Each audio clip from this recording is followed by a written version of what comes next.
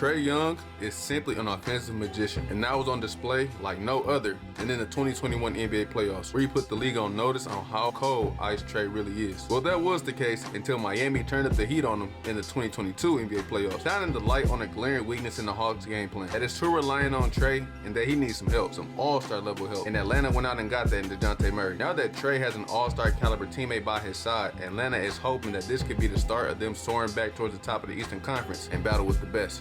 What's good, YouTube man? Welcome back to another episode of Still Check. You've been watching, you know that I'm E. I'm T, man. What's good with you? I got T with me. You got anything to add before we started? Nah. Ready to get to it? Yes, sir. Before we get back to the video, man, just real quick, be sure to drop a thumbs up on this video if you're feeling it. Hit that subscribe button. It helps the channel out a ton, and even turn on post notifications to know when we drop the videos over here on Self Check. Let's get back to the video. The Atlanta Hawks finally got Trae some help over there, right? Some all-star help. Where it's not always like Trae has to be the one doing everything.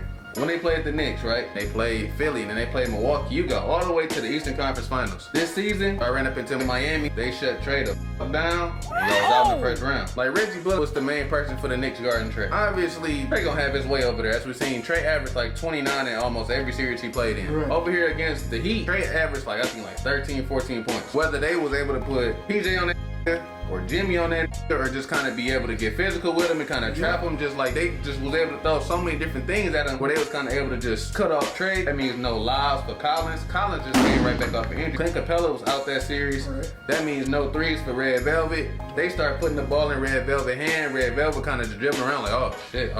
I don't know what to do. Bogdanovich wouldn't get no threes, so it's like y'all kind of, you take away Trae, you take away every thing. And you gotta think, bro. A player like Clint Capela go down, right? You asking for other players to step up. That's like what, 15 and 10? You know what I'm saying? You asking other players to do something you haven't asked them to do all year.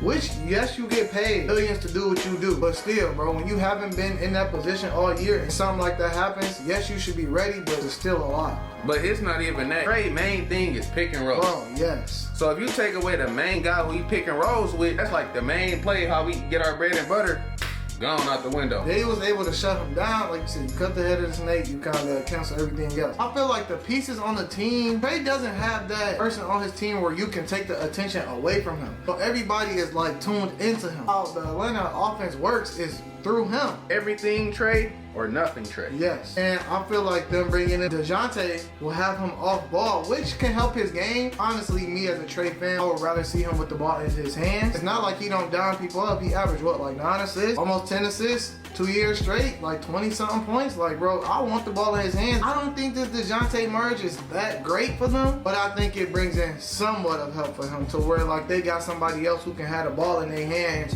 and make plays and play make, like you say, and make decisions that Trae can make. The offense is too predictable to where it's just like, okay, Clint about to set this pick. It's going to be a Trae pick and roll. If Clint don't get the lob, it's more than likely going to Red Velvet or Bogdanovich for threes.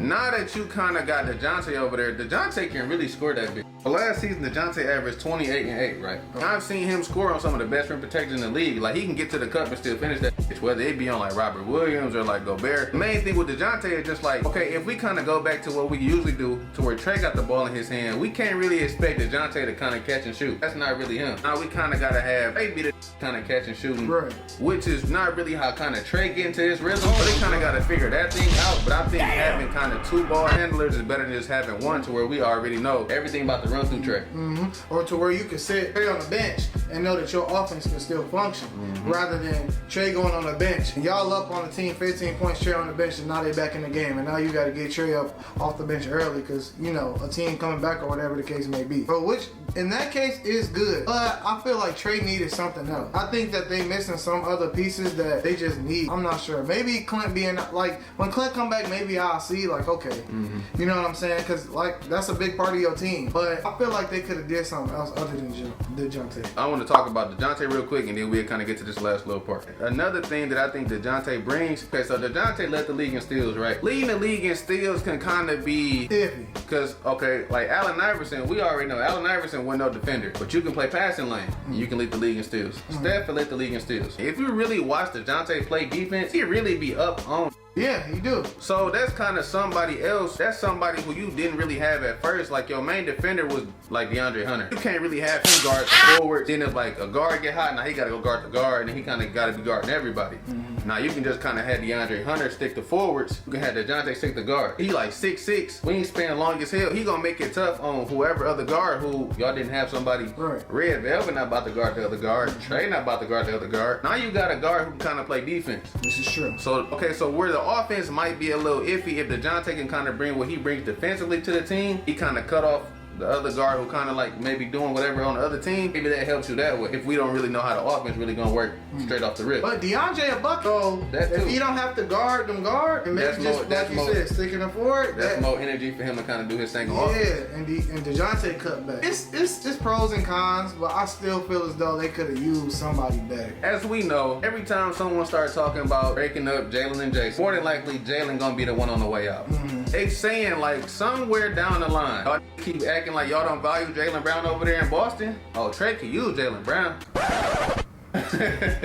I'm just saying, you know JB my boy, and he really liked that for real. Jalen Brown got the dog in him. Yeah, so I would have rather had him next to Trae. It's like you got a dog and you got a dog. Trae is a little dog, but he's still a dog. You know what I'm saying? But when you got two scoring dogs, and then you got a dog who can play D, like I feel like he's a better overall player than Dejounte. To me. I mean, that's no question. We ain't even gonna really debate that. I don't think Dejounte is like the guy who's supposed to just fix it right away.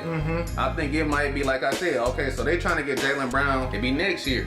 Or maybe trade deadline, we'll see. But Boston had a pretty good damn year, and their team didn't really get changed up. So you probably not gonna get Jalen Brown until you're a free agent. But if you can find some way to kind of have Trae, have Dejounte, find some way to bring Jalen Brown over there, okay, now y'all doing something. Then Jalen Brown might be the dude kind of fix shit and get y'all back to the East Conference Finals. Like I said, I would rather have that, but ain't no disrespect to Dejounte. He that dude for sure. All right, so we're gonna call it a wrap on this one, man. We have to get on here and just talk about the Hawks real quick, man. You said you ain't got nothing else to add? No.